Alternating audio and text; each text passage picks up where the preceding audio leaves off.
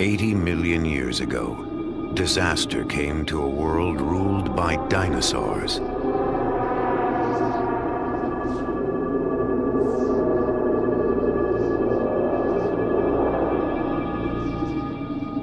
It came in waves of sand and wind that buried every creature alive.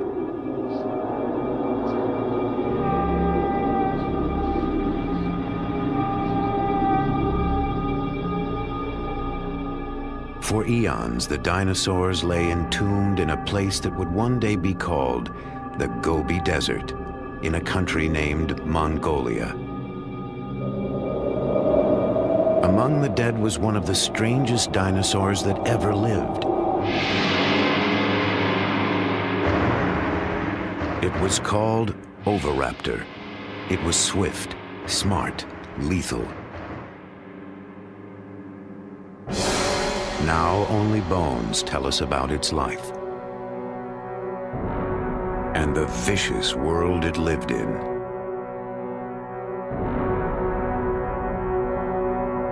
The bones have given us a glimpse of those ancient times.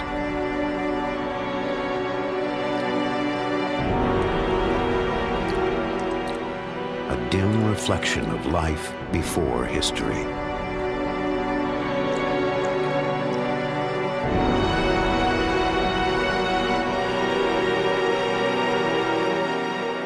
But there is more to the story. Still hidden in the vast emptiness of the Gobi. Now, an ambitious expedition is traveling to that distant desert to uncover the secrets of the Oviraptor's world.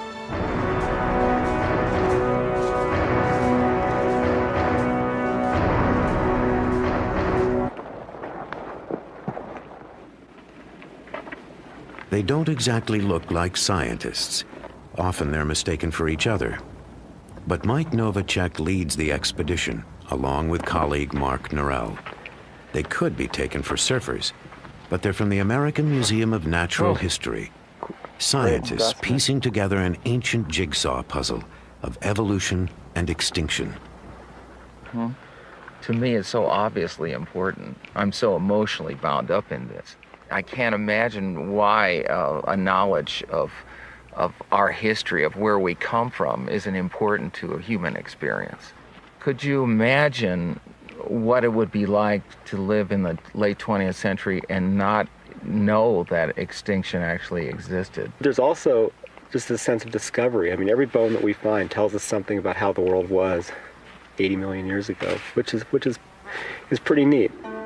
Just having a sense of history of what the planet was like and what the planet has gone through, I think just increases our appreciation for our own existence.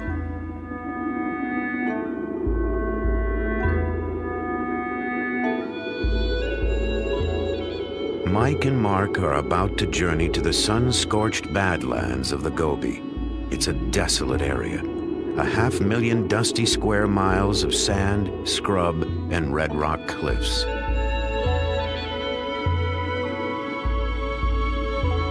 But it's a paleontologist version of heaven, for this is where the Oviraptors lived and died, and lay untouched in the earth for millennia.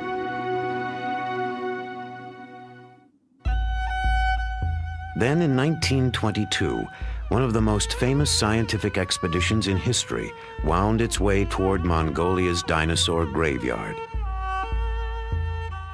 Its leader was a charismatic and controversial explorer named Roy Chapman Andrews.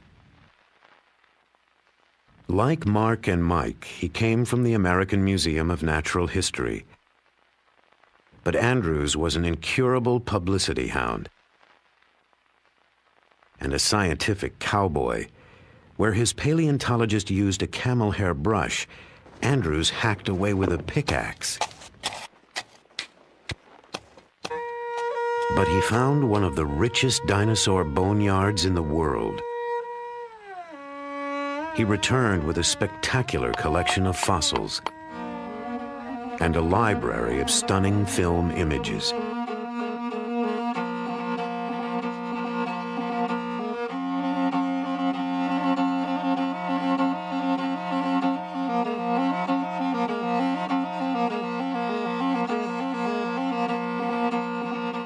in the 1920s, communists seized power in Mongolia.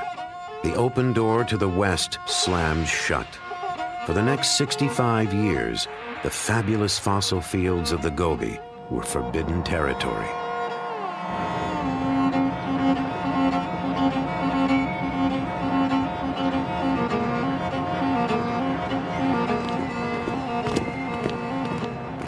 Now everything's changed.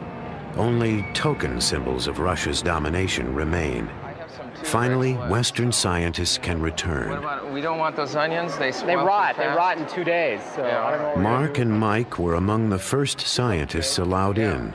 They're now back for their 6th expedition with the Mongolian Academy of Sciences. 3 kilos?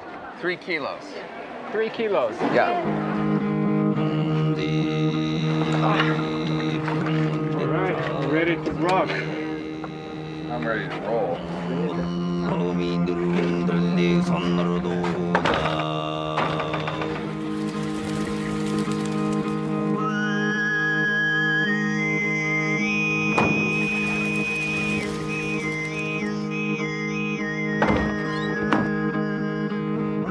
They have just enough supplies for a short month and a long way to go, retracing Andrew's footsteps on their way to one of the richest concentrations of fossils in the world, a place called Ukatolgad.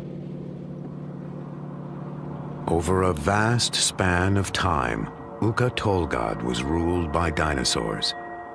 Dinosaur history can be thought of as a great empire that lasted a few 100 million years. That's a significant slice of the history of life. Imagine that time from the moment the dinosaurs appeared till now is a single day. At midnight, dinosaurs first walked the earth. They're flourishing at noon. They don't go extinct until 5 in the afternoon. Time passes. The first modern man finally appears a minute and a half before midnight. All of our recorded history takes 3.5 seconds.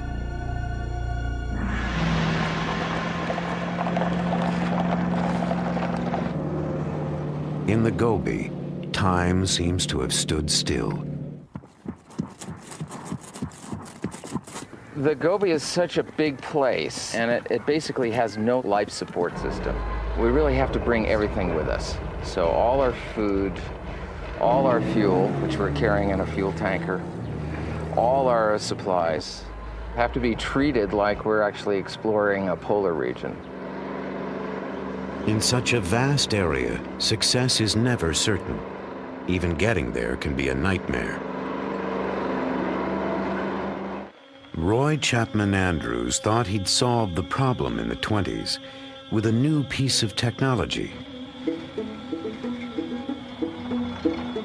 When it was announced that we were to attempt a scientific exploration of the Gobi Desert with a fleet of motor cars, men said that we were little less than fools.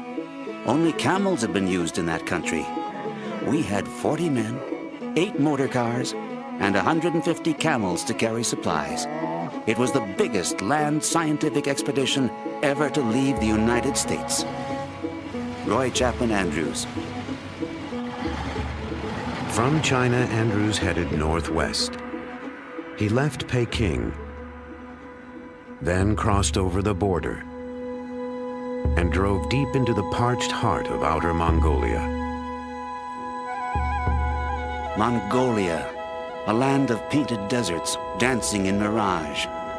Mongolia, a land of mystery, of paradox and promise. A thirsty land, a land of desolation. Gazelles, wild asses, and wolves ranged the marching sands. Few explorers had been there, and they brought back tales of thirst, cold, and hunger. But Andrews found one more thing: mud. Our average speed was only 4 miles an hour. Rocks, ravines, washouts, and ditches followed one another in rapid succession.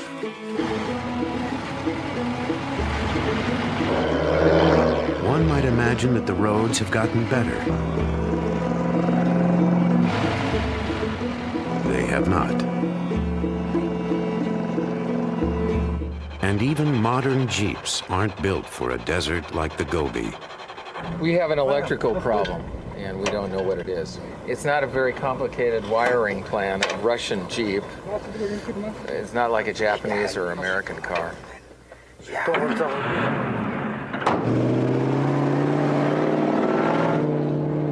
They're up and running, but next, it's a truck's turn. Piston, huh? We think it's piston number 6. A critical breakdown could have severe consequences. End of the expedition is not the end of our lives. Maybe we'll make it. Oh, God. With the nearest gas station some 500 miles away and time already getting tight, things will have to go smoothly from now on.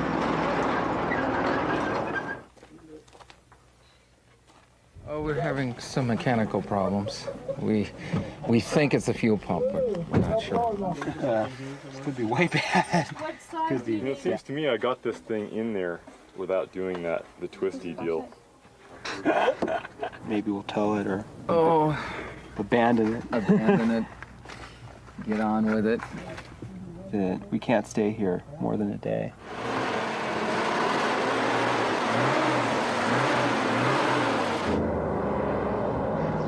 After more than 12 breakdowns, the vehicles all decide to run at the same time. As they enter the dusty dinosaur fields of the Gobi, they're traveling a long way, backwards in time.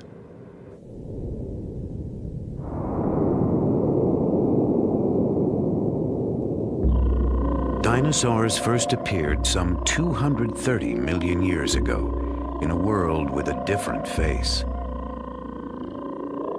The creatures were thriving 100 million years later as South America and Africa split apart. About 75 million years ago, in the late Cretaceous period, dinosaurs began to disappear, leaving only bones behind. Their bones were more motionless than the continents. Then in the 1920s, Roy Chapman Andrews came to a remote place in the Gobi Desert he would name the Flaming Cliffs.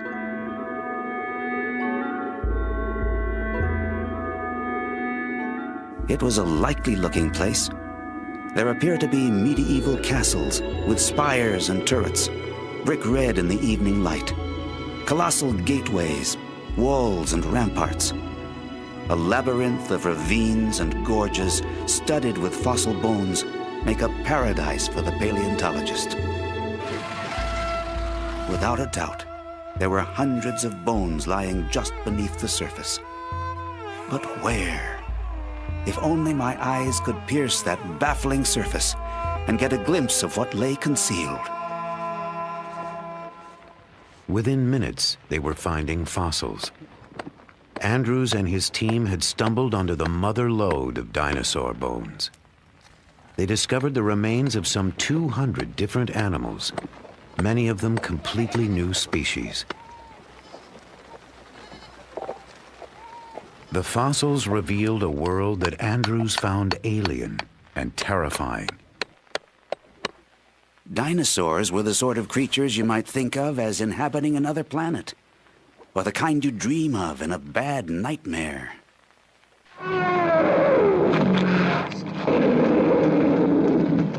It was an image our culture nourished for generations. Dinosaurs were fierce, monstrous, and not all that bright.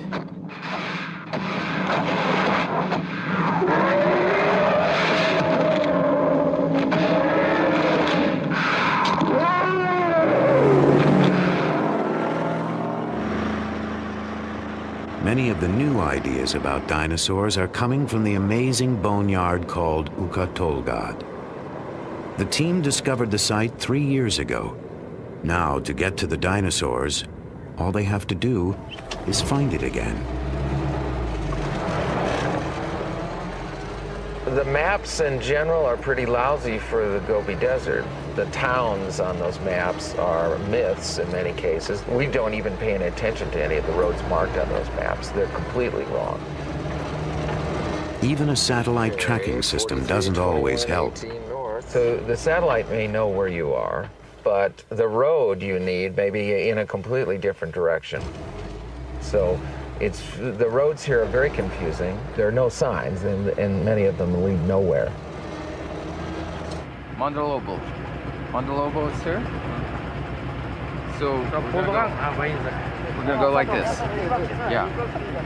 We're a little off course. We're not really lost. We're just a bit off course. So we've got to go this away and that away.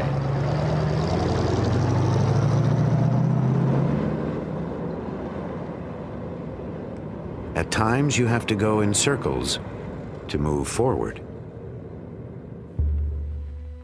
Roy Chapman Andrews, too, spent more than a few days wandering the Gobi. But in the end, he blundered into a discovery that stunned the world. A member of his expedition literally stumbled across a critical link in the great chain of being. On July 13th, George Olson reported that he had found some fossil eggs. We did not take his story very seriously.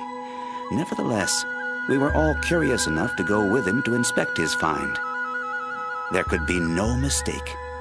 Our paleontologist finally said, "Gentlemen, there is no doubt about it. You are looking at the first dinosaur egg ever found."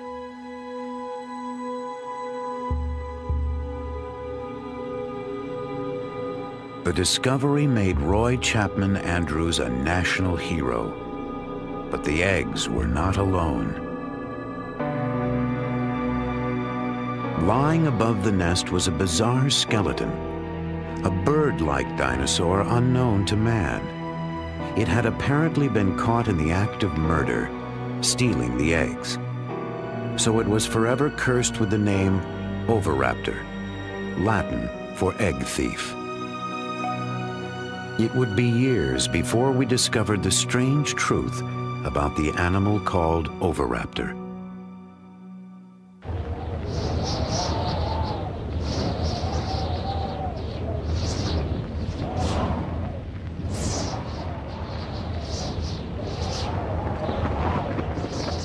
In the late 20s, the winds of change blew fiercely over the great dinosaur fields of Mongolia.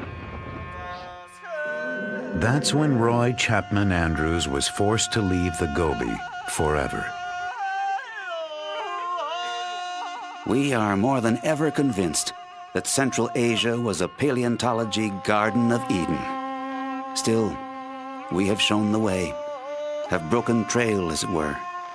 Later, others will reap a rich harvest.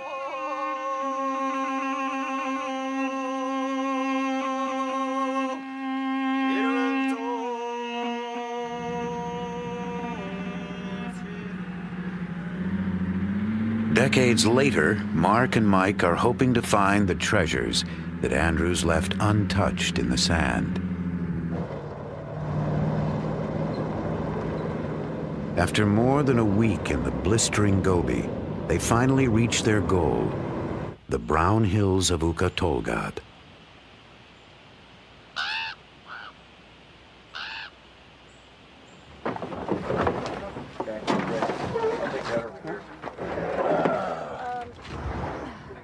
With all the delays, they've only got 2 weeks to work. This is the place where they've pinned all their hopes. With luck, a year of shifting sands has exposed more bones. But even here, there are no guarantees. It is possible to fail in the Gobi. It's a huge area, a huge tract of land. There are lots of rocks, but they don't all contain fossils. You can drive to what looks like the most tantalizing set of badlands you can possibly imagine and not find one scrap of bone. It's a treasure hunt in a way, and it is sort of like finding a needle in a haystack.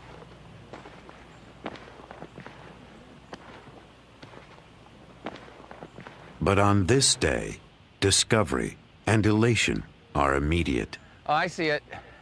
Yeah, oh, ooh, wonderful. Yes, that's nice. There's the claws. Nice. The side of the skull here. These are the teeth sticking You can up see these right teeth, here. yeah. Each one of these is a socket for a tooth. Yep. Pretty big. This is a hand claw. Okay. Has this big thing right here on it. Retractor bulge. And it's a hand of an oviraptor. Got medium. They've hit the jackpot. Among their first finds are oviraptors, the creature Andrews knew as egg thief. That's it. Nice. Yeah, this is an Oviraptor. Here's a big male. Considering that Oviraptor is one of the rarest dinosaurs in the world, and there've only been a handful of specimens found before we discovered this place, where we found 25. I mean, today we found at least 5 just in the first 20 minutes. This is really not what paleontology is like. Most of the time, you don't go find 12 skeletons in a half an hour. There's another one right there too. Yeah. Each one of these little mounds of little white flecks sticking out there, that's the eroded rubble of The sands of Ukatolgad, moving toward a tragic destiny. I think this was an oasis 80 million years ago.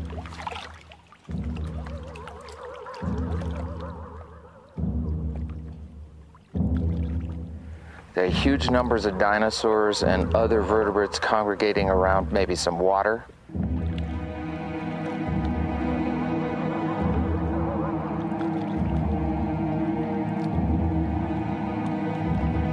And on occasions, not just one event, but on several occasions, these animals were buried in these sands. We'd have to imagine an enormous sandstorm or an enormous force bearing down on these creatures for such a disaster. Some of the dinosaurs almost look like they're trying to swim to the surface, much like a skier in an avalanche, caught in some cases in their struggle to get out of this sand avalanche or great wall of sand that engulfed them. Perhaps they suffocated in the sand. Hey, I just swept there. Now you've made it all dirty again. Take pride in my work. So next year we'll bring some dust busters. The prehistoric sandstorm buried dinosaurs at every stage of life. And on their first expedition here, Mark and Mike made an unprecedented discovery: a nest with eggs. And inside one was an embryo. The embryo of an oviraptor, like a dinosaur on the half-shell.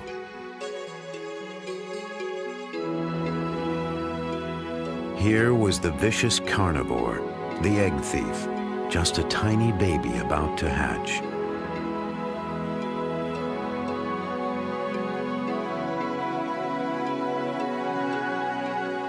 It was an important discovery, a secret moment in the very beginning of this strange dinosaur's life.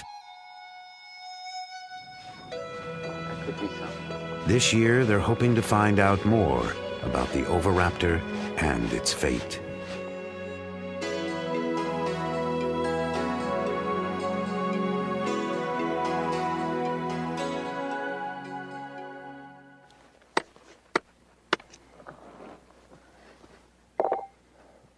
There's growing excitement on the far side of the ridge.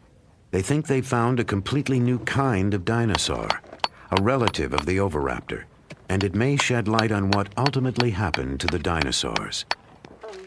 We have no idea what this is. It's a really big animal. It might be something new. This specimen has a lot of important implications that go beyond just being a really beautiful object, so it's exactly what we wanted to find. We hope. The skeleton is what's important. Mark and Mike believe that these bones may help prove an exciting theory, that some dinosaurs actually evolved they evolved into creatures that are still alive today. The bones tell the story. There are uncanny similarities in the skeletons of certain dinosaurs, like these. And modern birds. Almost without doubt, they shared a close common ancestor. And each new find may help prove that dinosaurs did not really go extinct, that birds, in fact, are dinosaurs.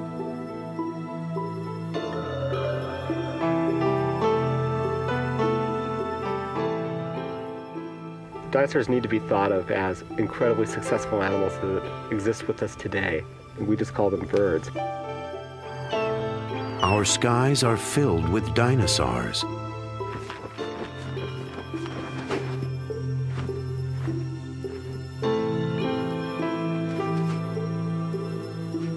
It's a bad metaphor to use to call something like dinosaur-like, you know, just because it's old, obsolete, ugly, stupid, and slow. I mean, that's not what these animals are all about. I mean, it's like the swifts flying around here and things. I mean, they're a type of dinosaur, and that they're still with us now. And the closest relative to birds is these small carnivorous dinosaurs that we've collected in these red rocks.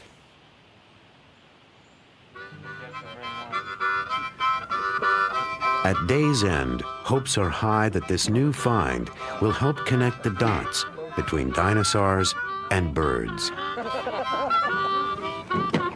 The feeling of anticipation is palpable, if not always exactly in key.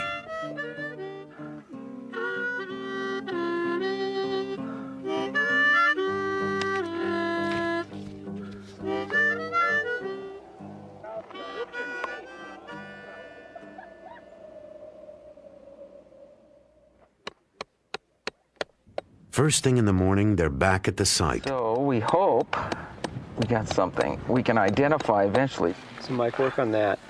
Kill that beetle while you're at it. Here we go, Mark. Okay, pry it out. As they pry the rock open, they sense trouble. Yeah. Hello. Look at that. Yeah. I don't know what that is. We're a bunch of scutes, maybe. I'm afraid to say. Could it be a theropod with arms? No. Well, there could be, but there's... It's not known to science. I think what we're looking at is that there's a dead theropod right there that's gone, and we're excavating an ankylosaur. And the ankylosaurs are among the most common dinosaurs around. It's not a new dinosaur at all. It's not even related to birds. I'll show you. Clean. I'm sure this is an ankylosaur. I mean, I'm like 100% So just want to just go positive. away?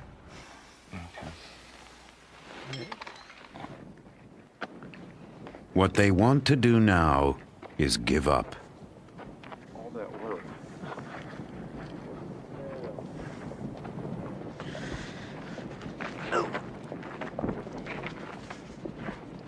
Today, the dinosaur hunters have tracked down approximately zilch. Well, you win a few and you lose a few. That's just... I don't feel too good right now. I'm tired. They've spent 2 fruitless days working in the blistering heat. But tomorrow will be another day. With any luck, a better one.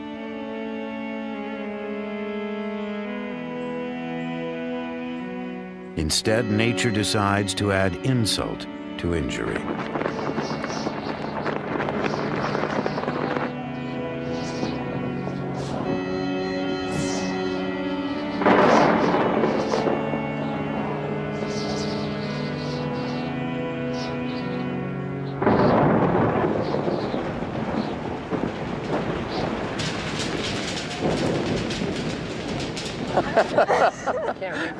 As Mongolian would say, Ik Boro, it's raining. Sounds like I'm bored.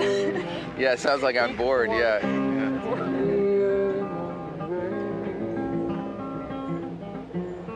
With $1 in my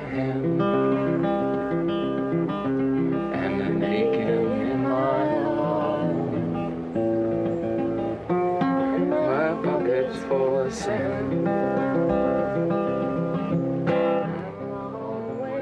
The sun burns off the disappointment. It's a new day and a new dig. This find is not a new species. It's not related to birds, and it's not an oviraptor.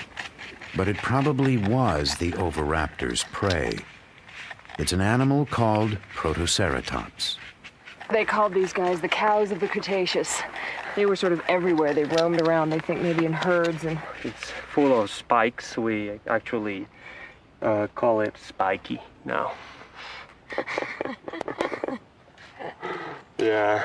we've sort of bonded with this one. These are the eyes and the snout. So we're looking at the skull from the top. These are cheek spikes and the frill covering the neck here. This will kind of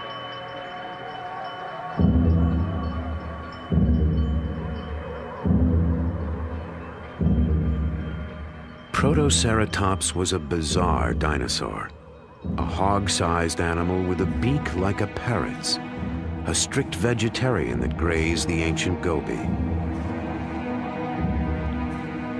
Around its head was an elaborate shield, but the shield didn't protect it from its enemies.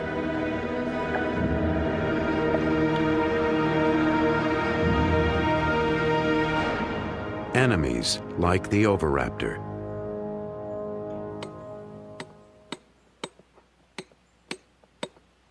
And that's exactly what the team digs up next.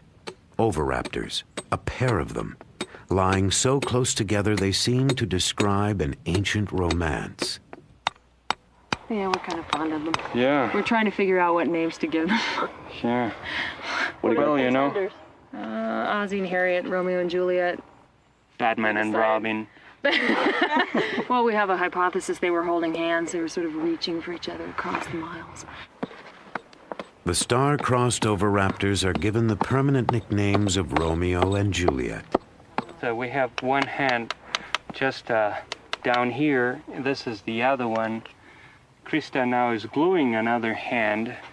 And this is, of course, the neck coming up and the head and the hip bone. And over here, we have a claw. It's a long, hard process to excavate the past, but they've done it before. Over the last few years, they've uncovered a world of almost preposterous beings.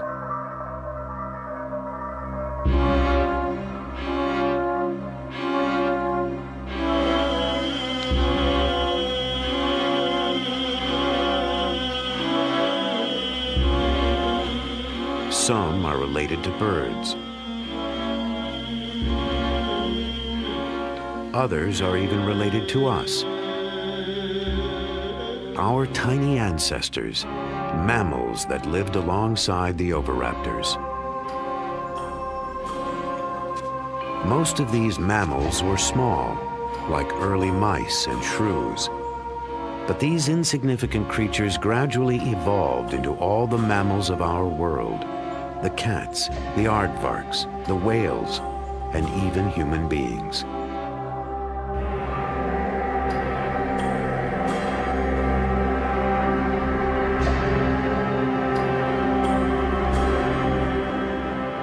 But sometimes evolution has to take a back seat to hygiene.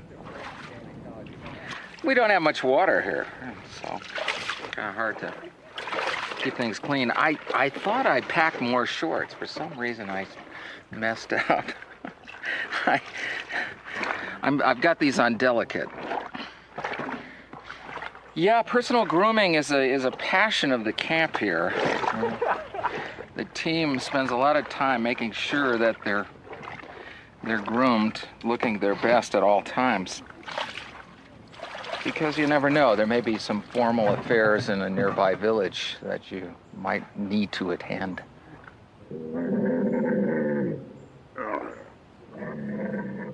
There are only a few days left. It's time for the second act of Romeo and Juliet. The oviraptors await a sheltering shroud of rags and plaster. They're now in the skillful hands of preparator Amy Davidson. I love skeletons. I actually never was that into dinosaurs as a kid, but I've always loved bones. And I have a background as a sculptor, and I've always admired the skeletons that we all have inside us as some of the most beautiful sculpture on Earth. And these fossil skeletons look almost as well preserved as yesterday's camel skeleton, but they're a dinosaur, you know. These fossils are forever.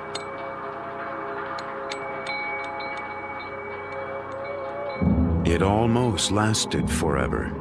For 80 million years, Romeo and Juliet lay together, reaching toward each other in death.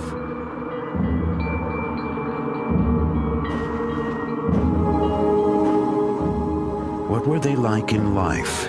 Did they hunt together, share food with each other, fight with each other? Or was this love among the oviraptors?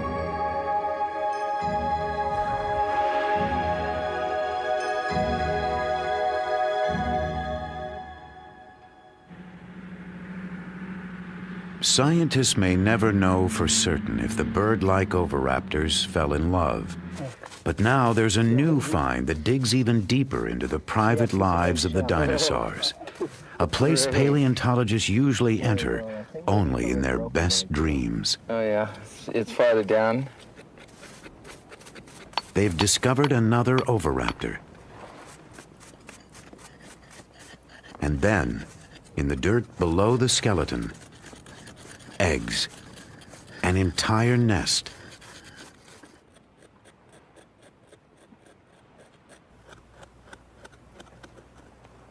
How many eggs now revealed? 1, 2, 3, 4, 5, 6, 7, 8, 9, and then 3 over there, 12. 12 eggs. All right. There's another one coming out right here. Now, this is really a great fossil find because it's one of the rare instances where we can capture a little bit of behavior that's 80 million years old. Here we have a sort of a day in the life or the death of a creature, of a dinosaur, in association with something it did during its life. This one was fossilized where it dropped, and it happened to drop right on top of its own nest. She didn't just drop there. The good mother oviraptor was sitting on the nest. They probably brought food to their nest, as birds do. And the good mother tended her eggs. Like a bird, she prodded them into a circle. The fearsome carnivore of the Gobi was parenting. So the story of the dinosaur named Egg Thief has finally come full circle. The oviraptors watched over their eggs and took care of the nest. Now they will never be seen as simply nightmare creatures again.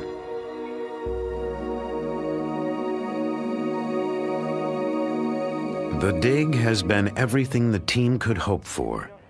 But to see what they've really got, they have to get all the fossils safely out of the ground, and then take them on a trip exactly halfway round the world. Sheathed in plaster, Romeo and Juliet are now heavy, but dangerously delicate, like Rice Krispies wrapped in concrete. No, you went that way. Okay, go that way. Sorry, I thought you meant push back. Perfect. It's beautiful, Amy. More. Okay. Nothing came out. Yeah. All right, Amy. Yeah. So far, so good. Now they have to convince the good mother oviraptor to come down from her hillside perch.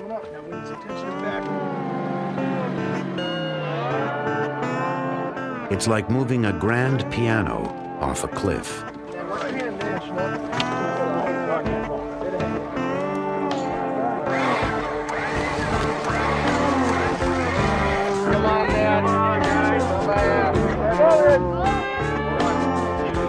Romeo and Juliet prove just as stubborn.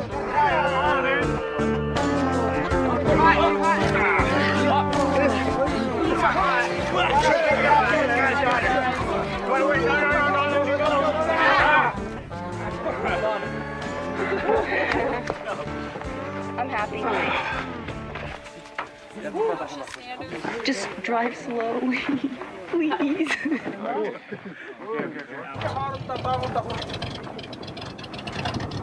It's not there yet. Could get lost in the mail.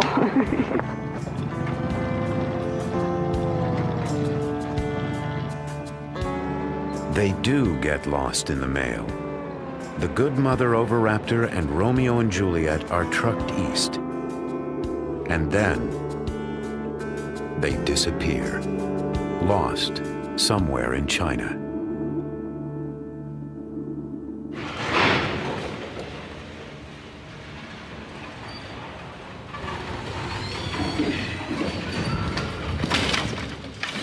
After 4 months bound up in Chinese red tape, the dinosaur fossils finally make it to their destination. The American Museum of Natural History in New York.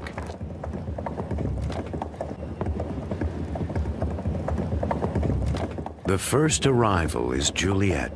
She's headed for Amy's lab, where if all goes well, they'll find out what ancient secrets lie beneath the recent coat of plaster. I'm really glad this is here. This is great. From the summer in the Gobi to the winter in New York City.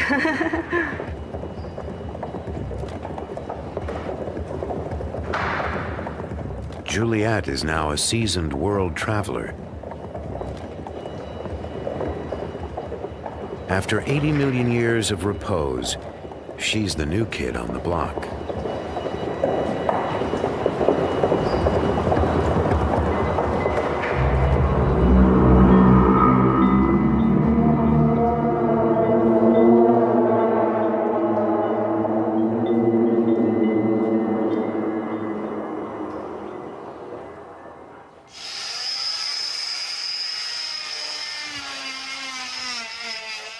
There's a lot of questions at this point. There could be anything in here. I have a feeling that this one's gonna be a nice skeleton. Oh, this is my guess. A nice skeleton, hopefully with a skull all laid out. It's pretty fun. And it's all mine.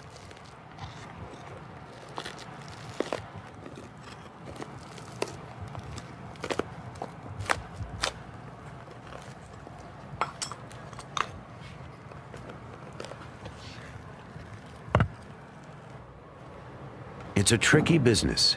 Millimeters make all the difference. Yeah, this is good. I'm really glad I didn't saw through a bone in the process. It's weird. It's just opening this little window into this world I was living last summer. Yeah, this looks good.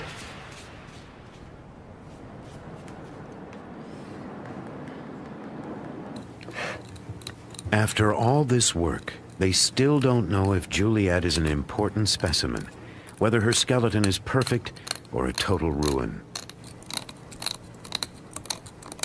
Oh, this is great. I'm really psyched because this is the skull. It does have a skull. We're really, really happy. I like it, you know, working late at night. It's really hard to go home because I just look at it and say, I can't believe this. It's traveled 80 million years and halfway around the world, and it's sitting here, and you know, it's a dinosaur. Working late tonight? And it's so beautiful. It's the more I work on it, the more you see this natural sculpture. My work just sort of disappears and this beautiful thing comes out of the rock.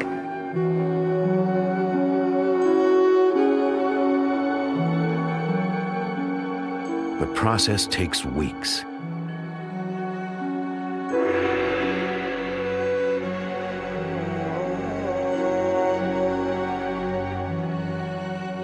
Finally, Juliet is revealed in all her splendor.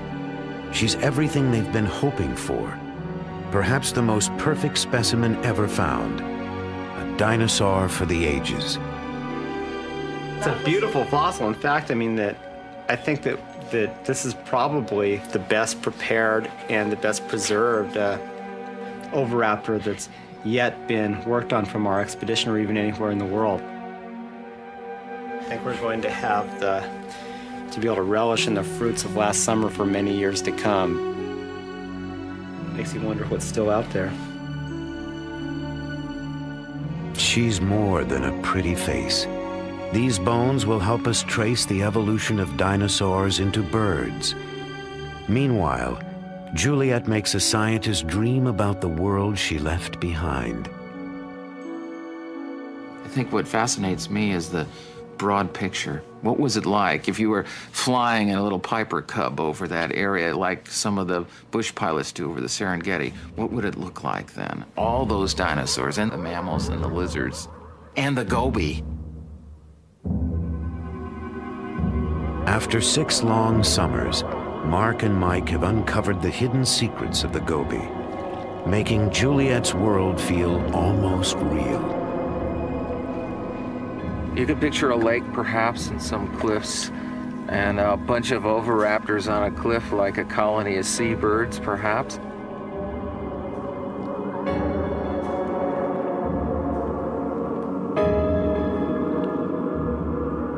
And a bunch of these tank-like ankylosaurs lumbering around near the pond.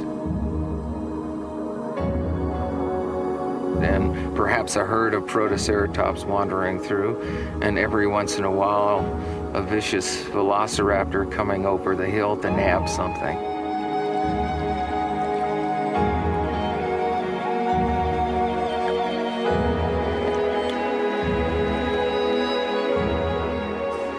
And we can imagine the oviraptors, Romeo and Juliet hunting together, and the good mother minding her eggs.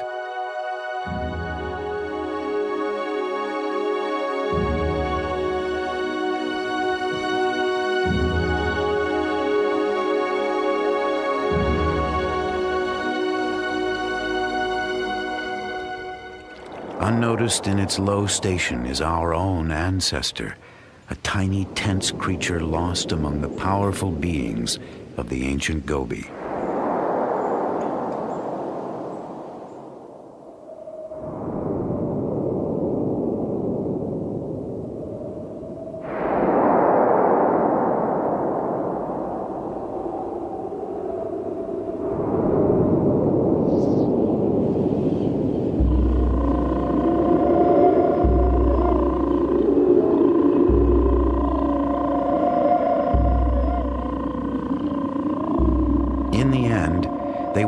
Disappear from the face of the earth, along with most of the creatures of their world.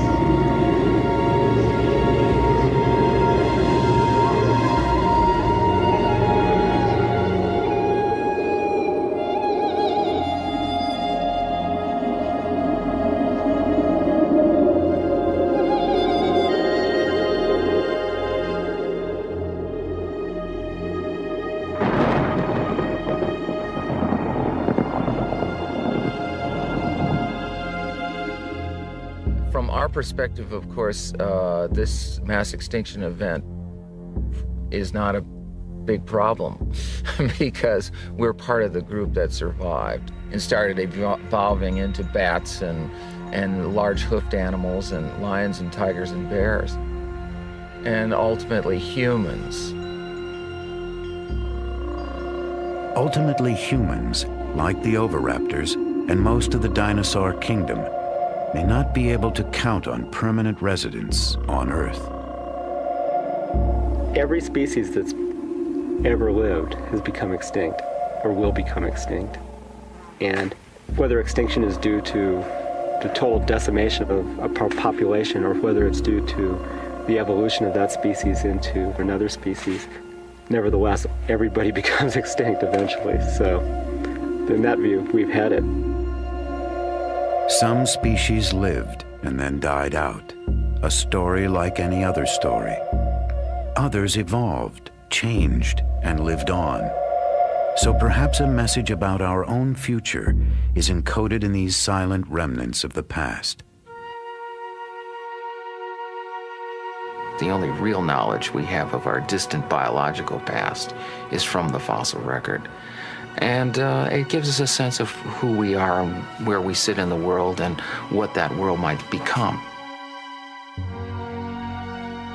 Time is the hardest rock to pierce, and the story of life, with its infinite changes, is the greatest mystery we have.